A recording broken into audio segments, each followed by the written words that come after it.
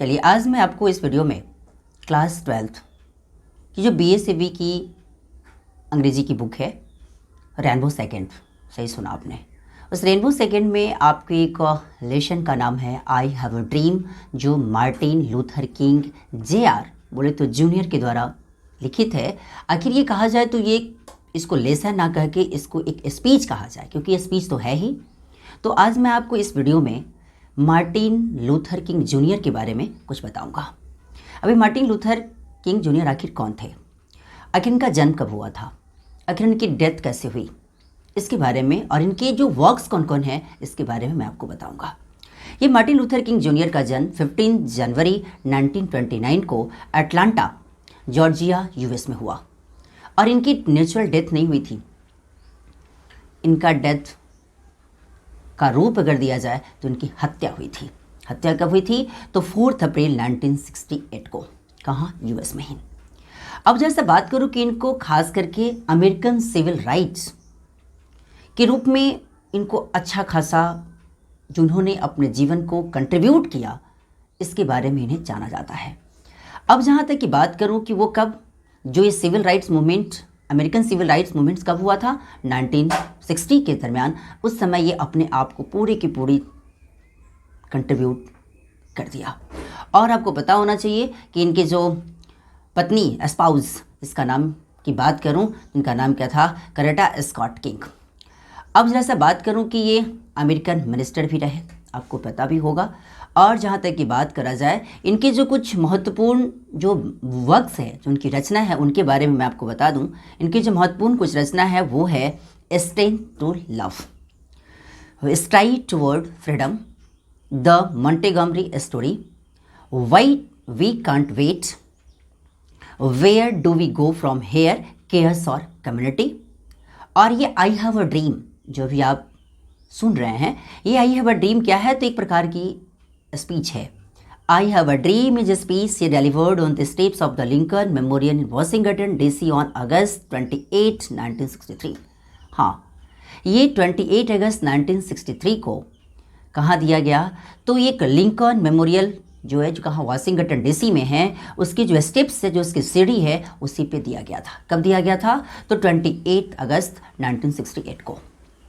और here he speaks about his dream of seeing Alabama as a developed state free of racial distinction between the whites and the blacks। हाँ, ये speech में उन्होंने ये बताने की कोशिश करा है कि आखिर रेशियल जो डिस्टिंक्शन है, जो जातिवाद की जो बीच में भेदभाव है, उसके बीच में कोई अंतर ना रहे, वाइट एंड ब्लैक के बीच में कोई अंतर ना रहे, इससे रिलेटेड इन्होंने स्पीच देने की कोशिश करा, जो कि वो अपने ज़माने के व्यक्ति की अपना एक सपना था। और आपको पता होना चाहिए कि देश का क्या मतलब, जहाँ पे जातिवाद, जहाँ पे रंग भेद की नीति से वो देश फ्री हो जाए, वही देश शायद डेवलप कर सकता है। और the speech had the huge impact in raising public consciousness for civil rights movement and in establishing King as one of the greatest orators in American history। ये जो स्पीच हुआ, ये उस समय में पब्लिक कंसियसनेस को बढ़ाने के लिए काफ़ी हद तक सिद्ध हुआ, कि ताकि उस समय की जो सिविल राइट्स मूवमेंट्स था, अमेरिकन सिविल राइट्स मूवमेंट्स, उसमें ये स्पीच बहुत काम किया, ताकि वहाँ के जो लोकल पब्लिक थे वो सही रूप से इसमें इन्वॉल्व हुए और इस रंग भेद की नीति को ख़त्म करने में पूरी की पूरी अपनी भूमिका निभाई। अब जब मैं बात करूँ कि इनको 1964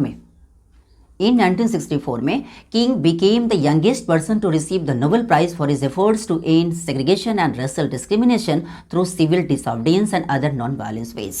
आपको पता होना चाहिए कि सबसे यंगेस्ट पर्सन हुए जिन्हें नोबेल प्राइज़ दिया गया, उनके अपनी प्रयत्न के लिए। किसके लिए? तो सेग्रीगेशन को, अलगाववाद को ख़त्म करने के लिए, और खास करके अलगाववाद भी ख़त्म किए और रेशियल डिस्क्रिमिनेशन को भी, जातीयता की जो रंग भेद की नीति थी उसको भी ख़त्म करने के लिए इन्हें नोबेल प्राइज़ दिया गया। और आपको पता होना चाहिए कि ये सबसे ज़्यादा इन्फ्लुएंस किससे हुए?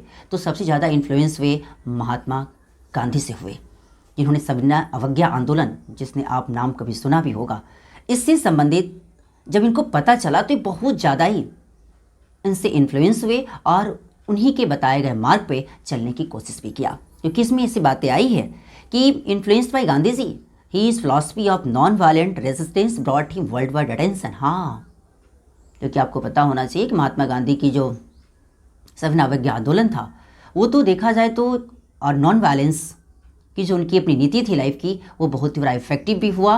और साथ साथ में अभी मार्टिन लूथर किंग जूनियर भी अपने आप को एक्सेप्ट किए कि वो भी अपने जीवन में उनसे बहुत कुछ सीखे। तो इसमें अभी आपने देखा कि इसमें मार्टिन लूथर किंग जूनियर के बारे में मैंने कुछ आपको बताया, जो कि वो एक बैप्टिस्ट मिनिस्टर भी थे। ट्रेनिंग के माध्यम से अगर देखा जाए तो बैप्टिस्ट मिनिस्टर थे। तो अभी आपने इसमें देखा मार्टिन लूथर किंग जूनियर के बारे में कुछ आपको इसमें बताया। और ये वीडियो आपको कैसा लगा इसके बारे में लाइक, सब्सक्राइब एंड कमेंट करना ना भूलें। शेयर भी करें ताकि ज़्यादा से ज़्यादा बच्चे इसे देखकर कुछ सीख सके, समझ सके। Thanks a lot.